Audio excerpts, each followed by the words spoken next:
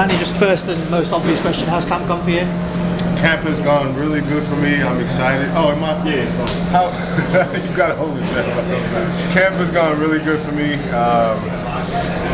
I've been ecstatic for this fight ever since I learned that I was going to come to London soil and perform. I've been missing this place for some time now. Haven't performed here since an amateur, and so I look forward to not only the atmosphere but the energy, the crowd, and my opponent, most importantly. Danny, how excited? You said the energy, the atmosphere, fighting here in London. How excited are you for that, especially at the venue itself, which you'll be fighting at? Well, London has a soft space in my heart in terms of what it means, because I have such great memories as a young teenager who had high hopes of being a world champion, high hopes of being a star, and here I am one day, you know, having my own main event, you know, against a worthy opponent who's coming to take it all. So not only is it meaningful, but it's going to breed a good fight because of what it means for both of us. Danny, John Ryder is somebody who's had a difficult time trying to get a big fight since he fought Callum Smith. Obviously, you're his big fight now. People are saying this is very much a crossroads fight. Whoever wins can go on to look towards world honours. Whoever doesn't, it's a long road back. Do you agree with that sentiment? I don't agree 100% because no one can dictate my career. I've been in control of my career since I first signed professional, but I understand the magnitude in which people mean by that. That's why each and every fight you go out there, you try to give it your all.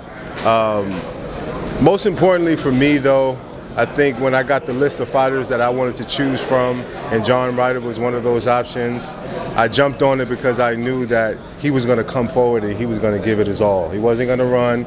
He's not going to run. You know, he understands what this fight means, and that's what you want. You want someone to be able to give their all and give the fans a good show. Danny, for anybody who might be critical still of the fight with Gabe Rosado and your performance in that, how confident are you that you can get rid of any demons from that fight and you can show people that you still belong at world level and at 168? Well, I think being that I'm back in my happy space now with my team reunited, Anthony Irons, Andre Rozier, Scooter Honig, the whole team, everybody is just giving me that spark again. And boxing is more mental than it is physical. And, you know, even as a seasoned vet, you still have things you can learn about the sport. This is why I love the sport. It's always teaching me new things about myself in and out the ring. And so now that everything is back full circle, I'm looking forward to proving not only to the fans, but to myself, most importantly, that I still got what it takes. Danny, you've done a lot in the sport already. You've already become a world champion. What's left for you to do? What have you still got goals and aspirations of becoming world champion again? Well, I have goals and aspirations of not only being world champion, but catapulting myself into the Hall of Fame conversation. That's my ultimate goal.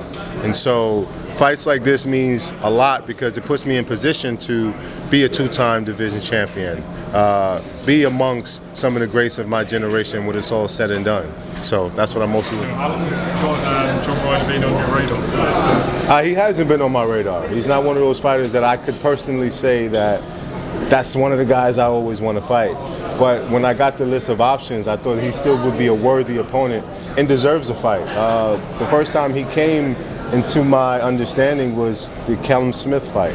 But I really even still didn't think that it would be a possibility for us to fight, because how many times do you fight southpaws in your entire career?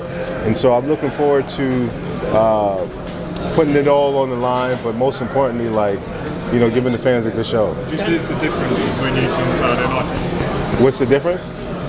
What would be the difference? I would say the experience factor, the power, the speed, and the ring IQ. Daniel, you've been involved in the sport for a very long time. You've fought the best names. What's the motivation? What's the overall target that you're looking to achieve? Who are the names you'd like to see yourself in the ring, given if you get a win on Saturday night? Well, I wouldn't say there's any names in particular. I'm for whatever fight makes sense. You can always go throughout your whole career wanting to fight this guy, that guy, call them out, and to no avail. So for me personally, it's just whatever makes sense to get me to my final destination, which is the Hall of Fame. Do you think Canelo will look to vacate any of the belts that he's got at 168 right now?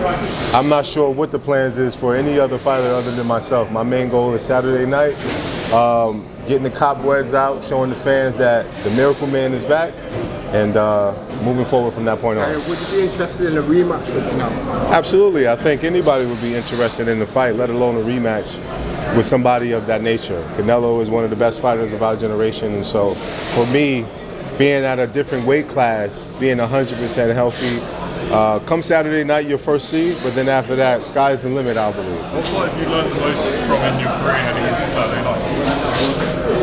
That's a really good question. The fights I've learned from the most in my career were probably some of the fights that I didn't look the best. Probably some of the fights that I went in disliking the other person. Probably some of the fights that I didn't have my mental together outside the ring. And so that's why I just love the sport, because it's like, it'll show you what you need to work on. It'll allow you to see, based off of your performances, what it is you need to work on. And it may not even be physical, it may be up here. Danny, do you have a prediction for Saturday night? Do you think this will go the distance, or do you think you managed to get him out of there? My prediction is fireworks. That's what I'm saying. Knockout. Fireworks. However, the victory comes, because I do see my hand being raised by the end of the night. So however that comes, I'll be happy. I just want to be able to give the fans a good showing. Not looking past John Ryder at all, because obviously he's a live opponent in there, very good fighter. But if you do get the chance to share the ring with the likes of Canelo again, what would you do differently this time around? Well, I think I'll have a different physical body. I'll have a physical advantage simply because I wouldn't be drained of weight. I had to go through a lot making 160 pounds, so that's why I moved up. But who knows what the future has in store. Like I said, all I have to focus on is Saturday night, and then I can think about those things. So. For the massive crowd before, what do you expect from Ali Pali on Saturday night? Wow, sold out crowd, Alexandra Palace. I've heard so many good things about it. I'm just looking for the energy, coming out. I know that it's not going to be a complete biased crowd, because the UK fans love good fighting, good boxing.